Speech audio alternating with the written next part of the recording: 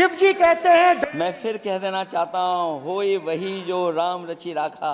बहुजन समाज में जन्मे सभी संतों, गुरुओं, महान पुरुषों को नमन करता हूं, जिनमें महात्मा ज्योतिबा फूले, डॉक्टर बाबा साहब अम्बेडकर और माननीय काशीराम साहब को मैं याद भी करता हूं आज के दिन। नमस्कार, मैं अनुज कुमार। आप देख रहे हैं जनपथ लाइव। सदन के अंदर जिस तरीके से सत्ता पक्ष और विपक्ष के तमाम सांसद अपना भाषण देते हुए नजर आ रहे हैं, ऐसे में संविधान और आरक्षण के नाम पर वोट मांगने वाले, दलितों को बरगलाकर वोट मांगने वाले राहुल गांधी और अखिलेश यादव, इसके साथ ही साथ चंद्रशेखर आजाद रावण के भाषण का कुछ अंश आपके सामने लेकर आया हूं, जो इस वीडियो में है। क्योंकि बहुजन समाज पार्टी का कोई भी सांसद जीत कर नहीं गया है, और क्योंकि चंद्रशेखर आजाद रावण एक अम्बेडकराइट पार्टी के एक चुने हुए सांसद हैं, तो उनकी भाषा और अखिलेश यादव और राहुल गांधी की भाषा में कितना अंतर है, कमेंट में जरूर बताइएगा। ऐसे में अगर बहुजन समाज पार्टी के भी कुछ सांसद वहां चुने हुए होते, तो कहीं ना कहीं देखा जाए, जो लोग संविधान और आरक्षण के नाम पर वोट मांगकर सदन में पहुंचे हैं, और भारतीय जनता पार्टी तमाम उन राजनीतिक पार्टियों की पोल वो जरूर खोलते। पूरी बातचीत को सुनिए ध्यान से, और सुनने के बाद अखिलेश यादव और चंद्रशेखर आजाद रावण और राहुल गांधी, इन तीनों के भाषण में कितना अंतर है, कमेंट में जरूर बताइएगा। शिव जी कहते हैं डरो मत, डराओ मत, अभय मुद्रा दिखाते हैं, अहिंसा की बात करते हैं, त्रिशूल को जमीन में गाड़ देते हैं, और जो लोग अपने आप को हिंदू कहते हैं वो 24 घंटा हिंसा हिंसा हिंसा, नफरत नफरत नफरत, असत्य सत्य असत्य। आप हिंदू हो ही नहीं। हिंदू धर्म में साफ लिखा है, सत्य के साथ खड़ा होना चाहिए, सत्य से पीछे नहीं हटना चाहिए, सत्य से नहीं डरना चाहिए। अहिंसा हमारा प्रतीक है। अभय मुद्रा ऐसे कीजिए, ऐसे कीजिए, अभय मुद्रा। पूरे हिंदू समाज को हिंसक कहना ये गंभीर विषय है। नहीं नहीं नहीं, नरेंद्र मोदी जी पूरा हिंदू समाज नहीं है, बीजेपी पूरा हिंदू समाज नहीं है, आरएसएस पूरा हिंदू समाज नहीं है। हिंदू हिंसा नहीं फैला सकता, हिंदू नफरत नहीं फैला सकता, और बीजेपी 24 घंटा नफरत हिंसा नफरत हिंसा नफरत हिंसा, ये ठेका नहीं है बीजेपी का। सब हिंदू हैं यहाँ पे, आप बात समझिए। ये इसलिए चिल्ला रहे हैं क्योंकि तीर जाके दिल में लगा है, दिल में जाके तीर लगा है, इसलिए ये चिल्ला रहे हैं। देखो चुप हो गए। अध्यक्ष महोदय, मैं फिर कह देना चाहता हूँ, होई वही जो राम रचि राखा। यह है उसका फैसला जिसकी लाठी में नहीं होती आवाज। जो करते थे किसी को लाने का दावा, वो हैं खुद किसी के सहारे के लाचार। हम अयोध्या से लाए हैं उनके प्रेम का पैगाम, हम अयोध्या से लाए हैं उनके प्रेम का पैगाम, जो सच्चे मन से करते हैं सबका कल्याण। सदियों में जन जन गाता है जिनके गान, अभय दान देती जिनकी मंद मंद मुस्कान, मानवता के लिए उठता जिनका तीर कमान। अध्यक्ष महोदय, जो असत्य पर सत्य की जीत का है नाम, उफनती नदी पर जो बांधे मर्यादा के बांध, वो है अवध के राजा पुरुषोत्तम प्रभु राम। हम अयोध्या से लाए हैं उनके प्रेम का पैगाम। जी, जय भीम। बहुजन समाज में जन्मे सभी संतों, गुरुओं, महान पुरुषों को नमन करता हूं, जिनमें महात्मा ज्योतिबा फूले, डॉक्टर बाबा साहब अम्बेडकर और माननीय काशीराम साहब को मैं याद भी करता हूं आज के दिन पर। साथ साथ नगीना की महान जनता और भीम आर्मी और हमारी पार्टी आज़ाद समाज पार्टी काशीराम के साथियों का भी धन्यवाद करता हूं। इसके बाद अपने कुल गुरु जगत गुरु सदगुरु रविदास जी महाराज को भी मैं नमन करता हूं, जिन्होंने दुनिया को लगभग 600 साल पहले बेगमपुरा शहर के रूप में दुनिया का सबसे महान लोकतांत्रिक दर्शन दिया। अध्यक्ष महोदय, माननीय सभापति जी, 14 अगस्त 1947 को ये देश अंग्रेजों के अधीन था। 15 अगस्त 1947 को हम लोग आज़ाद हुए। 16 अगस्त 1947 को देश आज़ादी में था, लेकिन धन धरती राजपाट में बंटवारा नहीं हुआ। जो साधन संसाधन थे उनमें बंटवारा सही रूप से न होने के कारण एक बहुत बड़ी आबादी सुविधाओं से वंचित और सम्मान से वंचित रह गई। उनको सम्मान देने के लिए और अंतिम व्यक्ति तक सुविधाएं पहुंचे, इसके लिए लोकतंत्र की व्यवस्था हुई।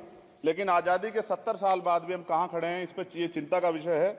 मैं मानता हूं कि सामाजिक न्याय तभी होगा माननीय सभापति जी, जब जातीय जनगणना पूरी होगी और जातीय जनगणना कराई जाएगी और साथ साथ संख्या के आधार पर आरक्षण जो है वंचित वर्गों का बढ़ाया जाएगा।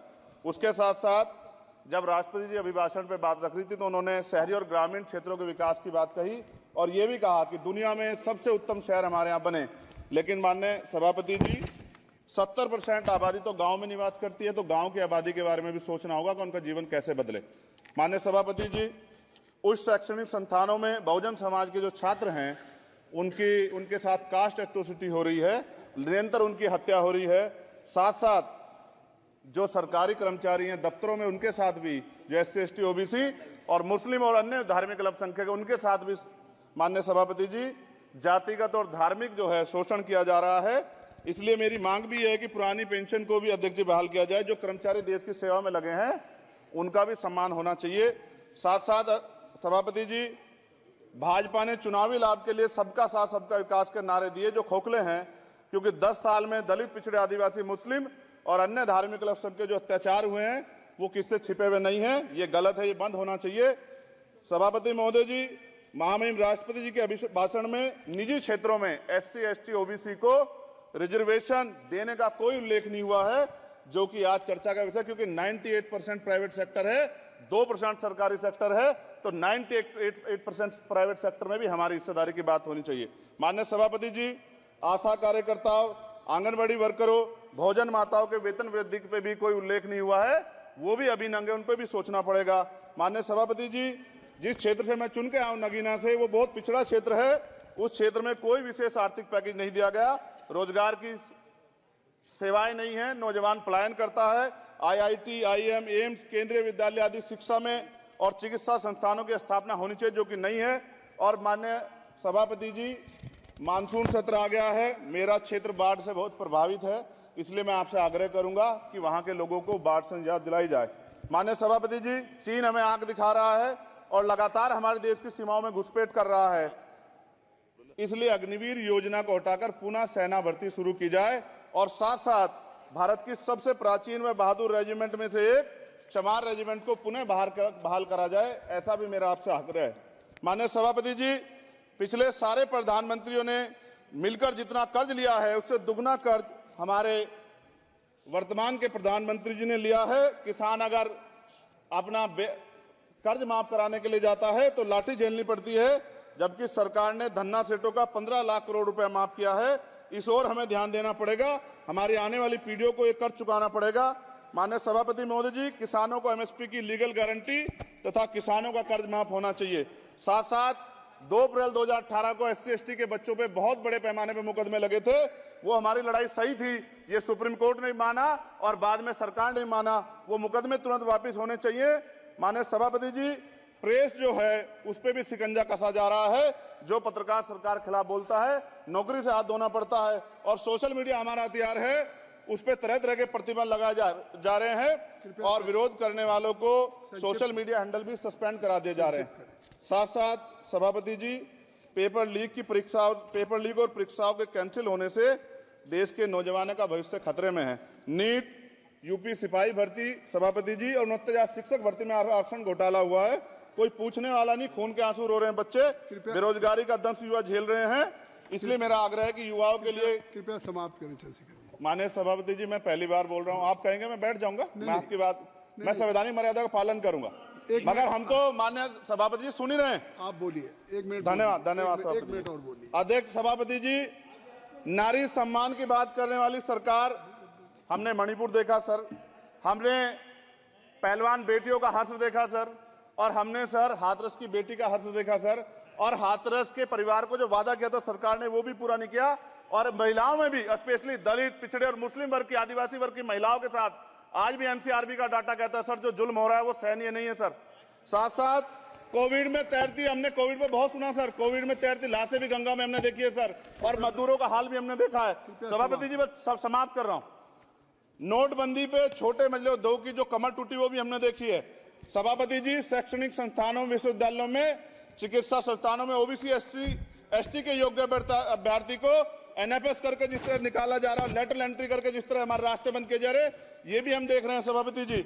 साथ साथ मेरा ये कहना है सर, ये सबका इशू है कि प्राइवेट कर्मचारी सर और सरकारी भी कई जगह पे 8 से ज्यादा घंटों से काम करते हैं, और उनको जो सर उचित वेतन भी नहीं मिलता, तो न्यूनतम वेतन 20,000 रुपए तय हो और 24 घंटे की ड्यूटी। उदाहरण के तौर पे यूपी पुलिस सर बहुत पूरा काम करते हैं वो लोग। वो राज्य के विषय हैं, आप यहाँ सर मैं आपके राज्य सरकार के लिए भी आपके संज्ञान में डाल रहा हूँ। विषय सर पुलिस सब जगह है सर, लेकिन सवाल ये है सर, बहुत पसीना बातें हैं, 8 घंटे की ड्यूटी और वेतन विसंगति, बॉर्डर स्कीम से उनको जो है बाहर